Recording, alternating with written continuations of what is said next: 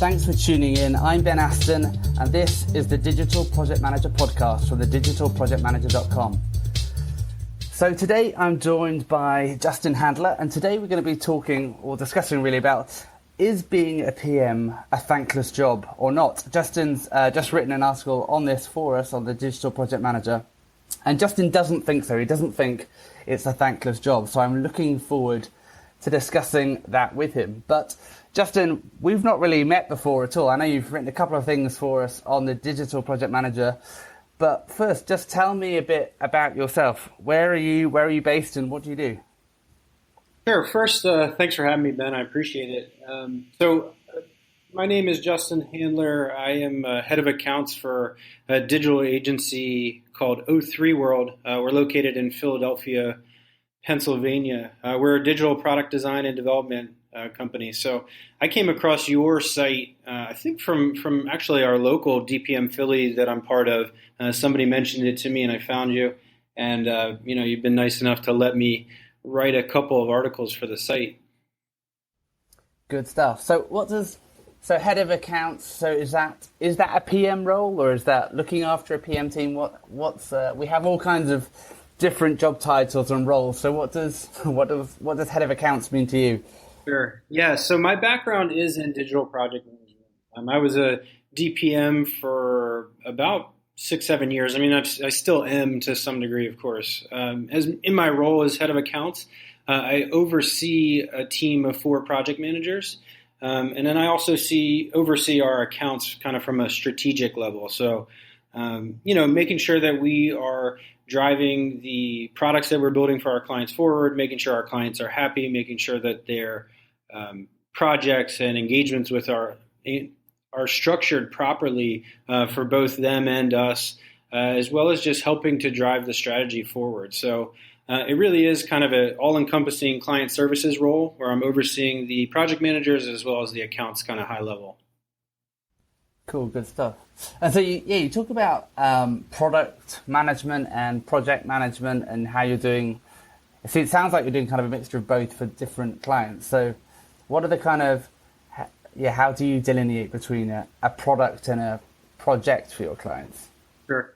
Yeah, so, we are an agency, so the projects that we do are projects. Now, we don't have specific product managers per se. That's typically on the client side. We have project managers that, are managing projects that happen to be digital products. So what I mean by that is anything from like a web app, software, mobile app, etc.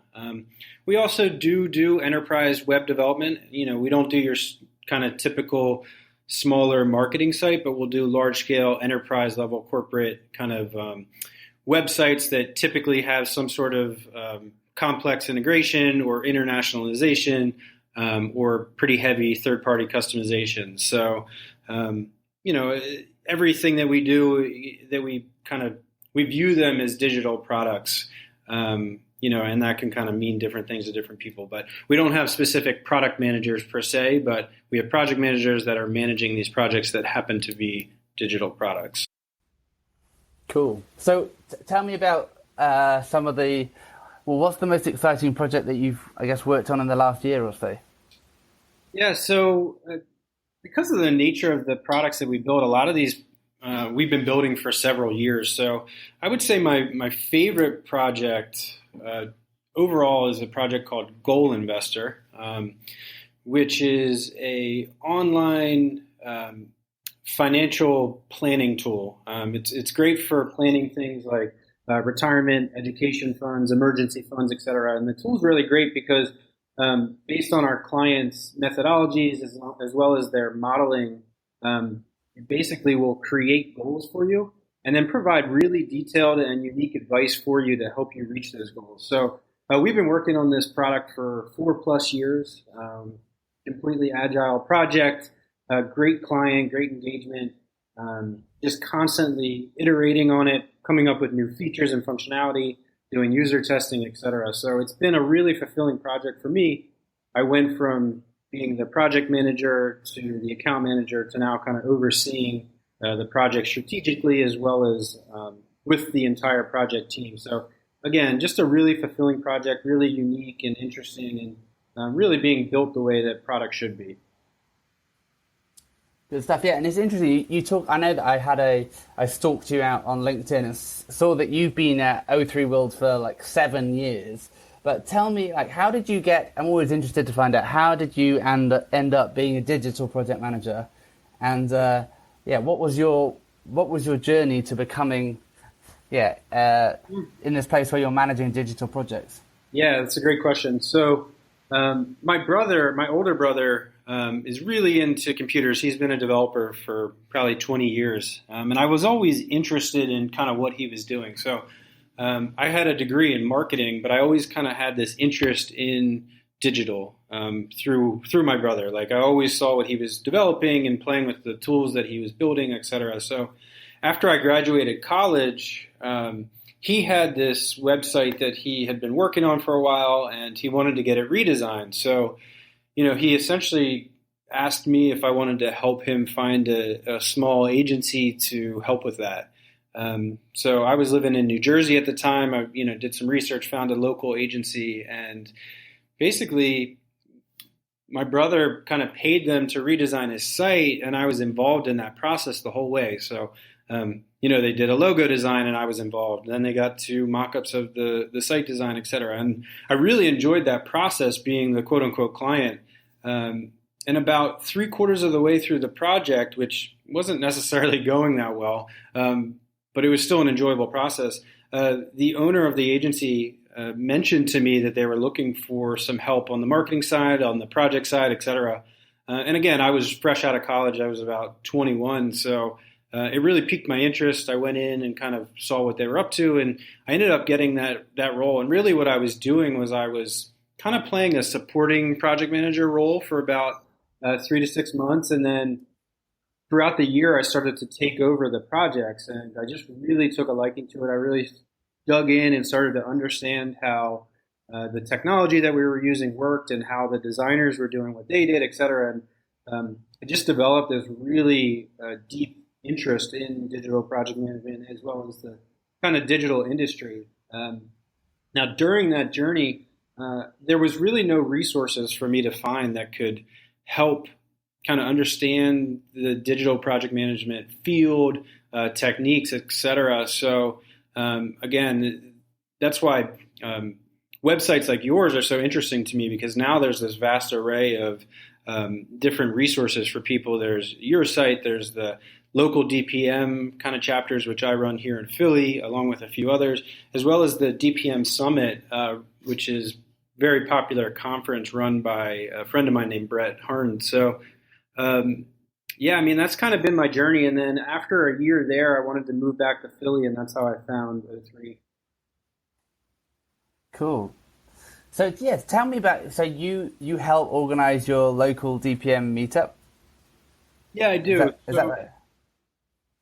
Yeah, it's a local meetup. We meet about every month and a half, 2 months, various different things from, we'll get speakers to come, we'll get sponsors to come talk about their products, and then we'll also have various different types of events that the group wants us to hold. And I didn't start the group. Again, that was actually started by Brett Harned, who, again, runs the DPM Summit and several other kind of events. And a few years back, I wanted to get involved, so I asked him if I could help. And he kind of was nice enough to let me join the team and start planning these things, et cetera. So it's been a nice journey. I know that there's other chapters in other cities. We're not necessarily affiliated, but we are aware of each other, and sometimes we'll call each other in to do things like this or video chat or whatever the event may be. Yeah. No, that's cool. Yeah, and if anyone who's listening and you're wondering, is there a DPM meetup near me?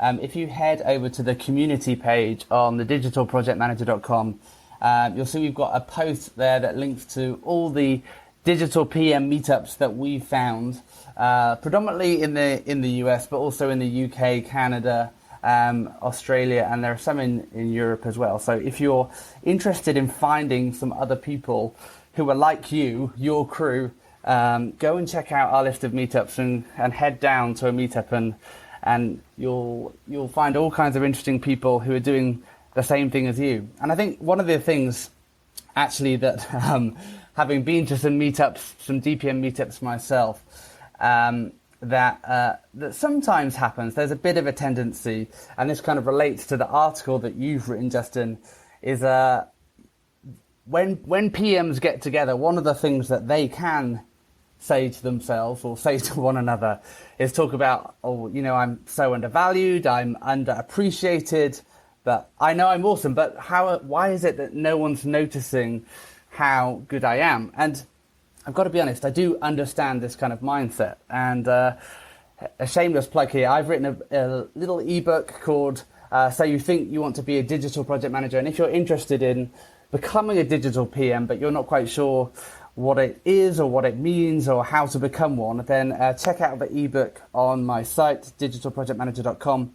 But in the book, I discuss some of the things that I love about being a digital project manager. I love solving problems. I love making things happen. I love seeing ideas just brought to life and bringing teams together and the fusion of different disciplines that we get to work with. But in the book, I also try to be a bit realistic. And the truth is, it is hard. Like, what we do as digital project managers is complicated. We're often an easy target in as much as if there's one person that you can single out to blame for something going wrong, the project manager is a good person to point to. So it can be stressful, and we're kind of at the mercy of others or our team as they're the ones doing the work rather than us most of the time.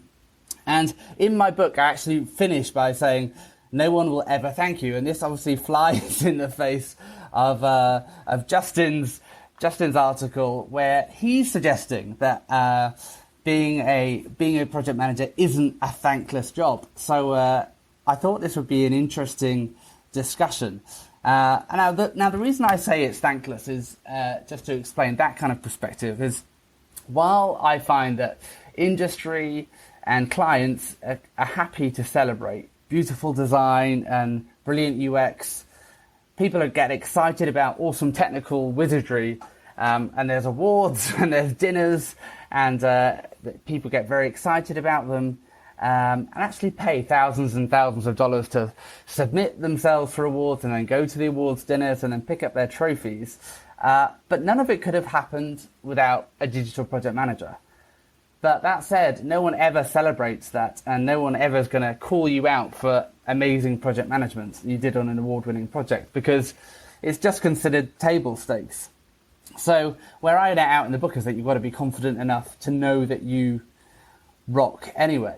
So, but Justin, I'm interested in kind of your perspective. When was the last time that a client actually did thank you? What did you do that was thankworthy? Sure. Yeah, it's funny. I've gotten many thank yous over the years, and I don't necessarily. I don't think it's because I'm some great project manager. I think what it comes down to, honestly, Ben, is being helpful, being educational, and solving problems for your clients. Right? Like you said, it's kind of table stakes that your project's going to go well. It's an expectation that everybody has for the project manager, and you should hold yourself to that kind of expectation. But I think throughout the process, if you have an engaged client, you're going to be working with them constantly to solve problems. And I think that's where I've really kind of made my money, quote unquote, in project management, is being able to creatively solve our clients' problems. And that specifically is where I tend to get thank yous, right? A lot of times our point person might come to us and say, hey, our timeline has shifted.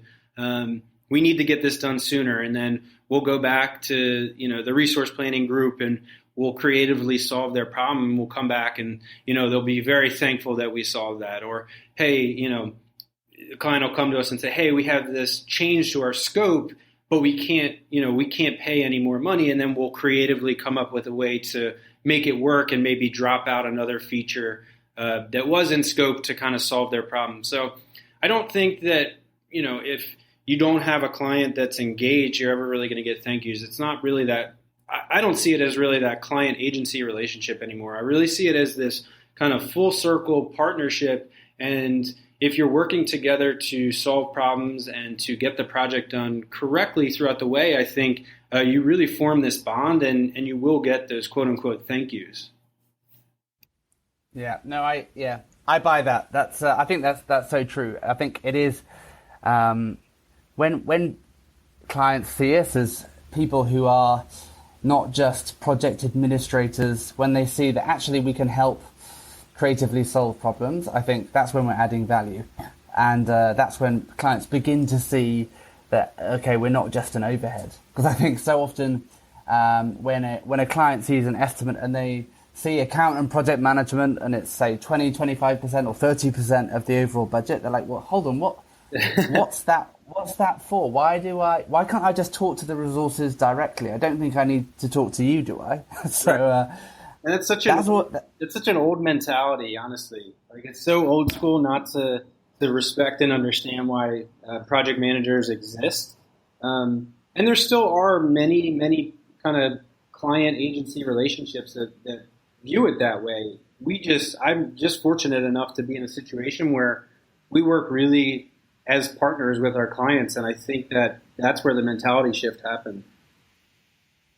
Yeah, definitely. But so be honest though, what don't you love about being a PM? What is, for someone who's listening thinking, oh, I'm interested in becoming a digital project manager, but from your perspective, when is it difficult and how is it a hard gig? Sure.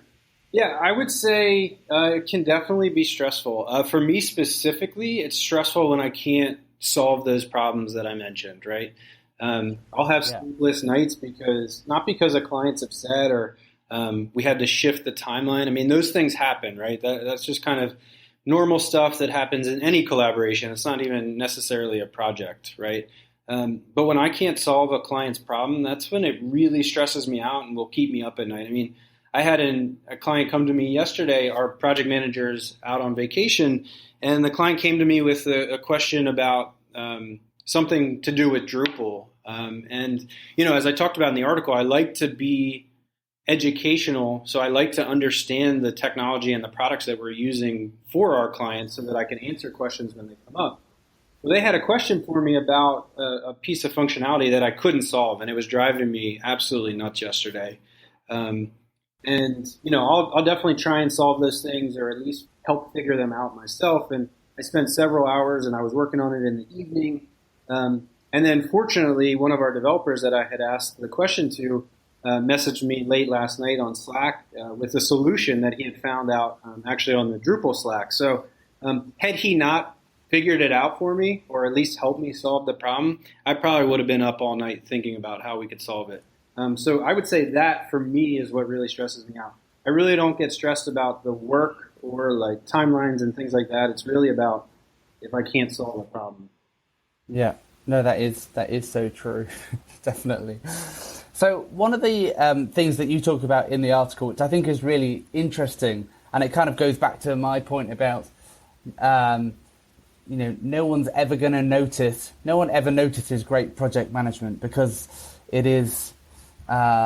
Great project management just means everyone else shines. So, but you talk about being an invisible PM. Do you want to just unpack that for people who haven't read the article? What is an invisible PM, and should we always be invisible, or how does that work? Sure. Yeah. So what I was referring to is about kind of just being a really good PM means that you're not constantly putting out fires for your clients. I mean, you're always going to have problems to solve. That's, again, table stakes. But you're not constantly having this negative attention brought to your project. So when things are going smoothly, people don't really take a step back and realize that the PM might be running things so efficiently or, anticipating problems and solving them before they happen, et cetera. So things just kind of run smoothly. Your stakeholders or your management doesn't need to worry about your projects, and same thing on the client side. So that's really what I meant. It's like, our our chief experience officer, Mike Gatsby,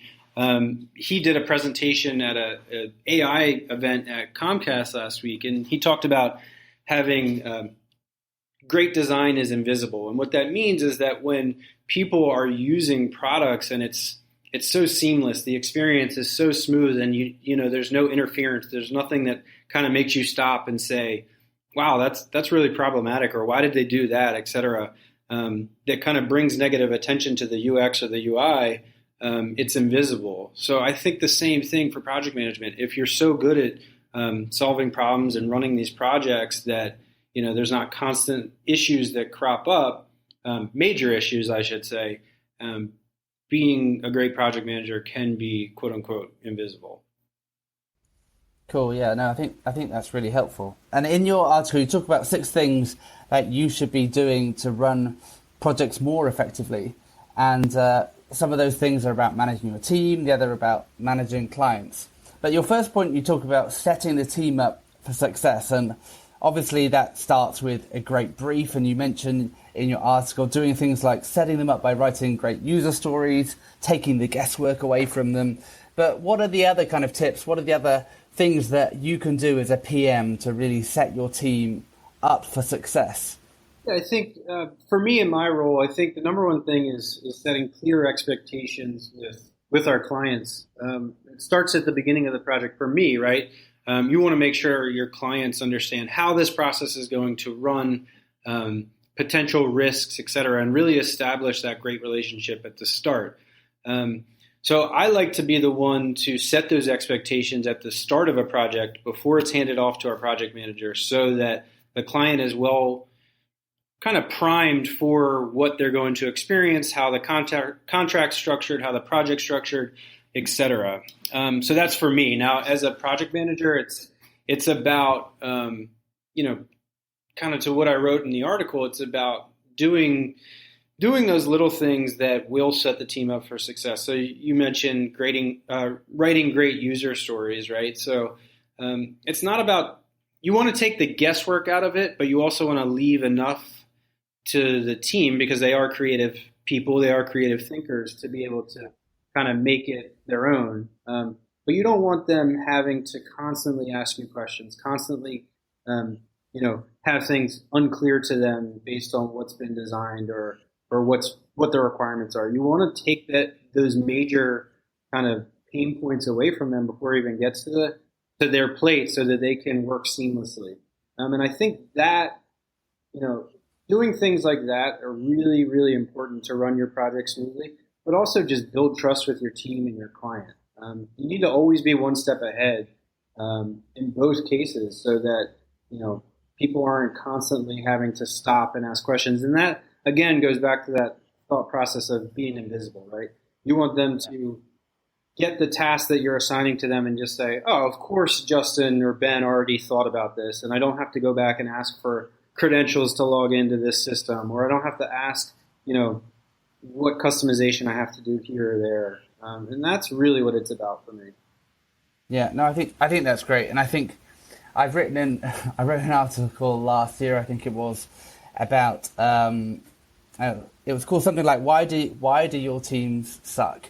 And fundamentally I kind of make the argument that it's because you're not briefing properly and not setting your teams up for success. Because I think all too often a project will kind of land on our laps and there'll be a really tight deadline. And so we'll just try to get things started. We'll kind of pull a team together and just give them a really loose brief and just hope they get it, and then be surprised when, for some reason, they don't get it quite right, or in fact they do something totally wrong. And it all comes down to the fact that we didn't brief them properly. But if we're not briefing people properly, and the people on our team really don't know what the criteria for success are, or really why the why behind what we're asking them to do, and the details that they need to include, like if the requirements aren't clear, then we're really setting our teams up for failure. So I think this is so important. Setting our teams up for success is so key in being a great digital PM. Yeah, it's huge. So you touched on this just now, but you talked about, setting expectations with your client being really important. And in the article, you talk about setting them early, you talk about setting them often, you actually talk about setting them continuously. So how do you do that? Like, obviously many PMs will be familiar with creating a statement of work to outline the expectations or the deliverables, outline the activities. But how else do you set the expectations throughout a project? Sure.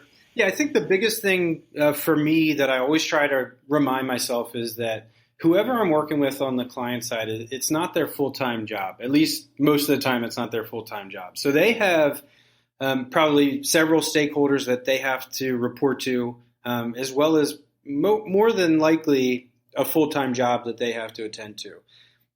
Running digital products and projects is what we do, right? So we need to educate and set expectations for our clients throughout the way and help guide them throughout the way so that they understand each step of this process. Again, this is what we do every day. It's not what they do every day. So, you can be setting expectations from the second the project starts.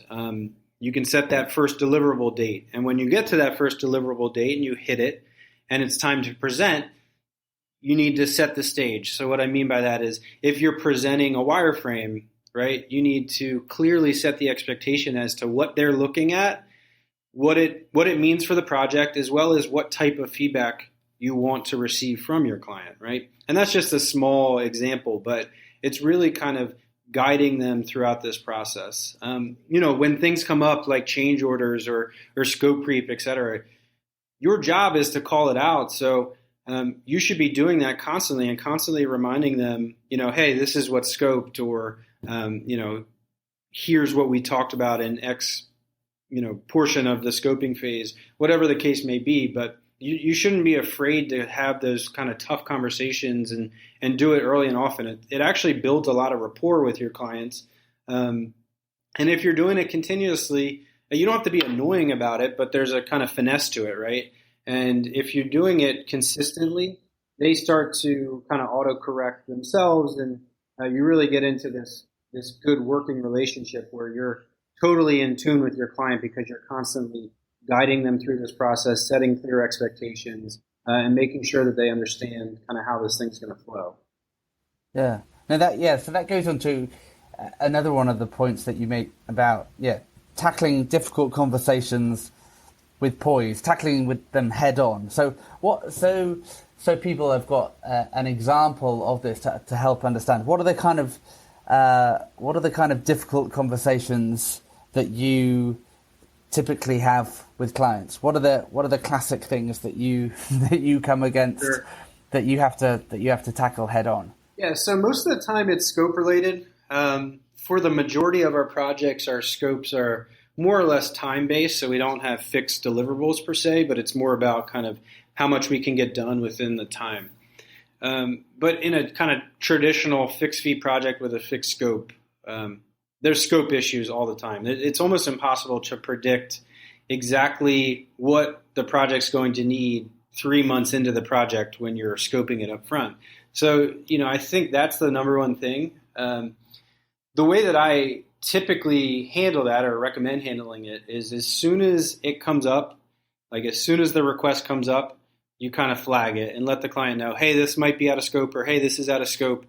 We need to discuss it. And that kind of sets that expectation that, you're going to actively manage the scope and that you guys are going to have this open and honest conversation. Now, if they request something and you agree to it and then realize it's kind of out of scope later, or somebody says it's out of scope later, and then you have to go back to the client, it makes that conversation much more difficult. So with any tough conversation, whether it's scope, timeline, some sort of major blocker or hurdle, I think it's important to go to our clients right away, make them aware that there's an issue, kind of set that expectation before you get on the call, or set that expectation as soon as it comes up, so that when you get on that call, everybody understands that you're here to solve a problem.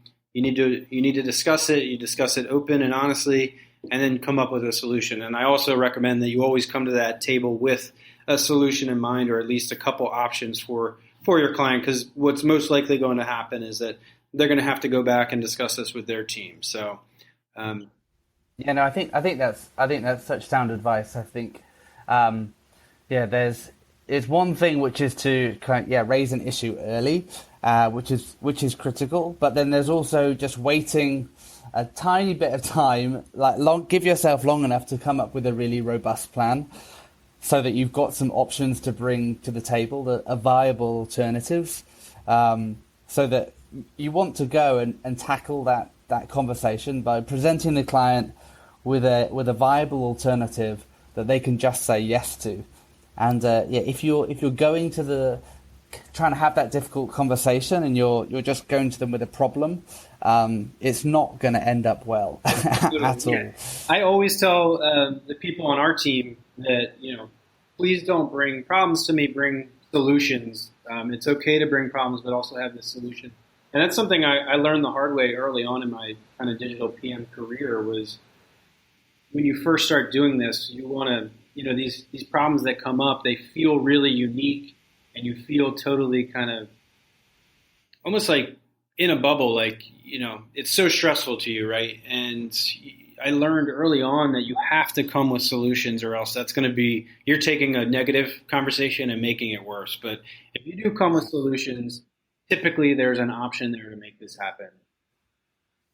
Yeah, no, I think that's really sound advice. And one of the other things you talk about is the importance of building great client relationships. And so I'm curious as to how you do that. How do you get your clients' trust? How do you build that trust? And what does a great client relationship look like to you? Sure. So for me, I'm the type of project manager where I would rather kind of prove myself to a client before I start trying to build that relationship. So I've always built my relationships by proving it to my clients. So like we talked about earlier, being really educational and consultative and guiding them through this process and solving problems for them and making them look good is really a great way to build the relationship. I think once you prove yourself in a project, that kind of opens up the door to get to know your clients better. I always try to spend a few minutes when there's downtime or when I first get to a meeting or when I first get on a call just to talk to our clients and get to know them a little bit. I think people want to deal with people. They don't want to deal with robots. So getting to know your client through way of the project and proving yourself through that project as well as getting to know them personally, I think really is how I've always liked to do it. I don't like having this client agency relationship. I like to look at it as a partnership. So I think if you can prove yourself constantly and you can get to know your client, then when you have tough situations, you can solve them. And they're going to be a lot more open to working through that issue with you if they like you and you've kind of proven yourself to them. I think, not only solving problems, but also being responsive is a really big deal and kind of something that I look back and have recognized as a reason why I've got some really good relationships with our clients is I try to be super responsive. Now, it's not about responding in under a minute, but it's about making sure that they hear you, right? So I look at it as when I need something, when I'm hiring a contractor, when I'm hiring really any service industry, you always want that kind of constant communication. You want to be updated, et cetera. So I think being really responsive to my clients is a great way to build relationships and show them that it's not just about work, but you understand that your client needs you and you're respectful of that and you're responsive and you're kind of constantly helping them. I think are really how I've always done it. Yeah, no, I think that's great. And I think, it's showing your clients that you care.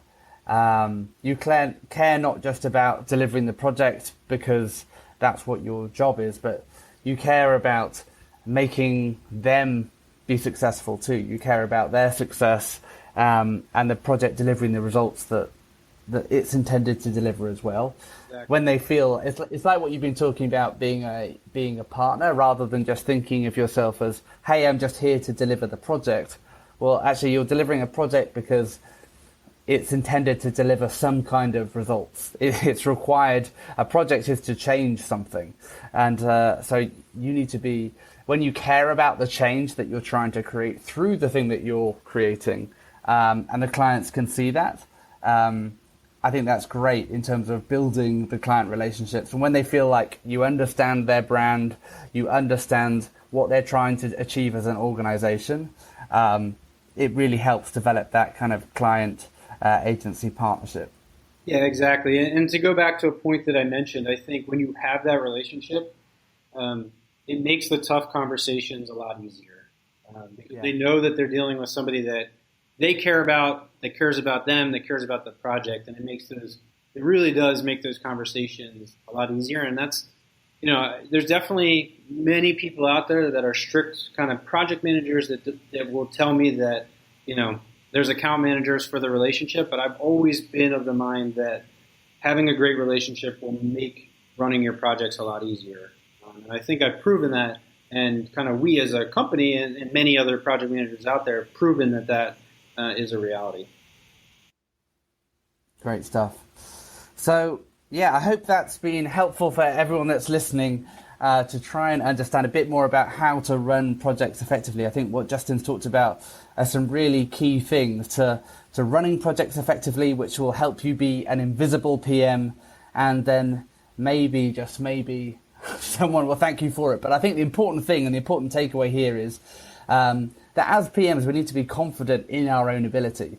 Even if no one does say thank you, you can thank yourself, and you can be confident that actually by doing your job properly, by being an invisible PM and being seamless and enabling a project to happen around you and facilitating that, you can be an invisible PM, and you can be rest assured in the knowledge that you're doing a good job. So Justin, thanks so much for joining us today. It's been great having you with us. Of course. Thanks for having me, Ben. I appreciate it.